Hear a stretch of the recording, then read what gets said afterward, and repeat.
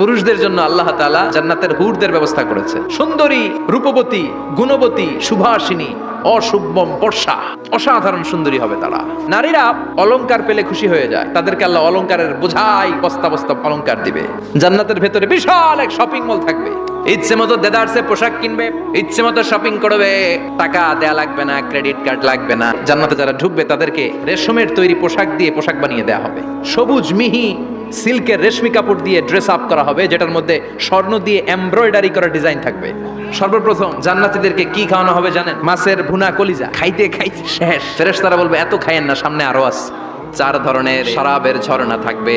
Number 1 বিশুদ্ধ পানি, number 2 দুধের ঝর্ণা, নাম্বার 3 মধুর ঝর্ণা, নাম্বার 4 মদের ঝর্ণা। এবার জান্নাতের আবহাওয়া সম্পর্কে জানি। জান্নাতের ভেতরে জান্নাতীরা সূর্যের প্রচন্ড তীব্রতাও পাবে না, আবার শীতের কারণে কষ্টও পাবে না। দুইয়ের মাঝামাঝি চমৎকার আনন্দ ঘন নাতিশীতোষ্ণ একটা পরিবেশ আমি জান্নাতে করে দিয়েছি।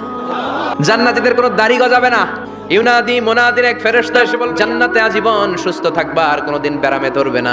আমাদের গায়ে অনেক সময় পশম হয় না, এরকম কোনো পশম থাকবে না। সব জান্নাতি লোকদের বয়স হবে 33, পুরুষদের বয়স 33। আল্লাহ বলবেন এত চমৎকার সুন্দর জান্নাত তোমাদের জন্য তৈরি করে রেখেছি, যে এই জান্নাতের নিচ দিয়ে প্রবাহিত হবে স্রোতস্বিনী ঝর্ণা ধারা।